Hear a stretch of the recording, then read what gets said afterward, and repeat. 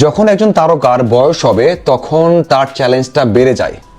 এমনি সময় যার বয়স 22 থেকে 26, 30, 31, 32 তখন ভালো না করলে বলা হয় যে ভালো করছে না, কোনো এক সময় ব্যাক করবে। কিন্তু বয়স যদি 36, 37, 38 বা 40-এর কোটায় থাকে তাহলে বলা হয় যে শেষ, হয়তোবা কাম ব্যাক করতে পারবেন। তারপরে বলা হয় যে না, বয়স হয়েছে আর দরকার নেই। সাকিব আল হাসান বাংলাদেশ ক্রিকেটে কি দেননি, কি করেননি, সারা ওয়ার্ল্ডে কি করেননি। এই যে এখন যখন একটা ম্যাচে ব্যর্থ হন তখন আমরা সবসময় বলি সাকিব তো বুড়া হয়ে গেছে, কেন খেলে? 2টা ম্যাচ খারাপ করেছেন, এক ম্যাচে 2 ওভারে 20 রান দিয়েছেন আর একটা ম্যাচে 2 ওভারে 27 রান দিয়েছেন। এরপর থেকে তো আমরা সবাই বলা শুরু করেছি যে মুম্বাই তাকে নিয়েছে শুধুমাত্র পিআর এর জন্য, অথবা পাবলিক দেখবে, বাংলাদেশের সমর্থকরা দেখবে, এই জন্য। সাকিব আল হাসান এমন কিছু করেননি যে অনেক বেশি করে তার নাম বলতে হয় বা প্রশংসা করতে হয়, কারণ এমন কাজ এর আগেও করে এসেছেন। সেটা হচ্ছে 4 ওভার বল করে 14 রান দিয়েছেন, 2টা উইকেট নিয়েছেন।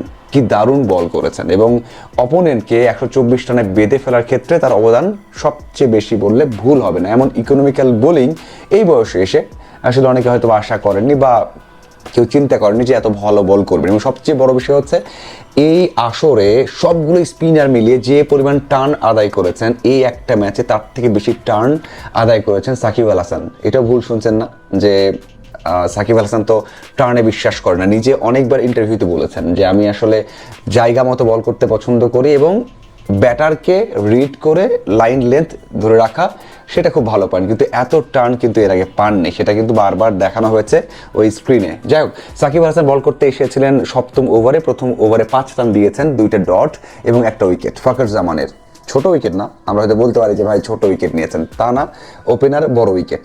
এরপর যখন বল করতে আসলেন 9ম ওভারে তখনও একটা উইকেট নিয়েছেন স্যাম কারানের, নিজে বল করে নিজেই ক্যাচ নিয়েছেন, দারুণ ক্যাচ নিয়েছেন। মানে এই বয়সে, ওই যে বয়স বলছি, বয়স বেশি হলে তো দোষ বেশি, ড্রাইভ করে ক্যাচটা কিন্তু নিয়েছেন ওই ওভারে 3 রান দিয়ে একটা উইকেট। তার মানে 2 ওভার শেষে 8 রান 2 উইকেট, কনফিডেন্সটা পেয়ে গেছেন এবং তার আত্মবিশ্বাসটা তখন থেকে কাজে লাগিয়েছেন। এবং পরের 2 ওভারে কিন্তু আরও বেশি দুর্দান্ত ছিলেন। পরের 2 ওভারে 3-6 রান দিয়েছেন, কোনো উইকেট পাননি। এখন বলতে পারেন যে ভাই সাকিব আল হাসান কি এমন করলো? হ্যাঁ, তার ক্যারিয়ার, তার অভিজ্ঞতা, তার রেকর্ড আপনি বলতে পারেন ভাই এটা তো কি এমন করেছে।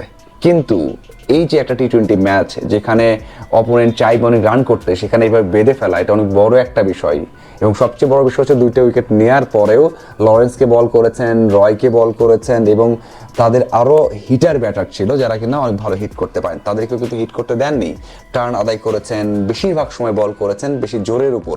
বারবার বলা হচ্ছিল যে অনেক গতির বল করছেন, মানে এমনটা নয় যে নর্মাল যে স্পিডে বল করেন তার থেকে বেশি স্পিডে বল করেছেন। তার মানে সাকিব আল হাসান এক কথায় দারুণ একটা দিন পার করেছেন। এখন বলতেই পারেন যেখানে তার ছোট 2 ভাই মুস্তাফিজ এবং তাসকিন দারুণ করছেন একের পর এক, প্রত্যেকটা ম্যাচ খেলছেন, সবগুলো ম্যাচ সাম্প্রতিক কয়েকটা ম্যাচে সাকিব আল হাসান দল পাচ্ছিলেন না, শুধু ছবি তুলছিলেন। তাসকিনের সাথে, মুস্তাফিজের সাথে ম্যাচ পাচ্ছিলেন না, পেয়েছেন। এবং ওই যে দেখালেন যে এক্সপিরিয়েন্স কি করতে পারেন, স্পিনার কতদিন খেলতে পারেন। দেখুন পীয়ূষ চাওলা এখনো খেলে যাচ্ছেন, তার বয়স 41 বা 42 চলছে, বা 40-এর উপর আর কি নিশ্চিতভাবেই। সাকিব তার থেকেও 4 থেকে 5 বছরের ছোট। তো পীয়ূষ চাওলা স্পিনার খেলে যাচ্ছেন, তার সাকিব কেন নয়? এবং এখনই যে শেষ হচ্ছেন না সেটা কিন্তু তার মনোভাব, তার ওয়ার্কআউট, তার প্র্যাকটিস দেখে আমরা বুঝতে পারি। আমরা চাই যারা সাকিবের ফ্যান তারাও চান, এবং বাংলাদেশের প্রেক্ষাপটে বাংলাদেশের সাংবাদিক হিসেবে আমিও মন থেকে চাই সাকিব আল হাসান যেখানেই খেলুক ভালো খেলে যাক। আপনাদের কি মনে হয় এই স্পেলটা কেমন ছিল এবং সাকিব আল হাসান নেক্সট ম্যাচগুলো ভালো করতে পারবে কিনা অবশ্যই জানাবেন।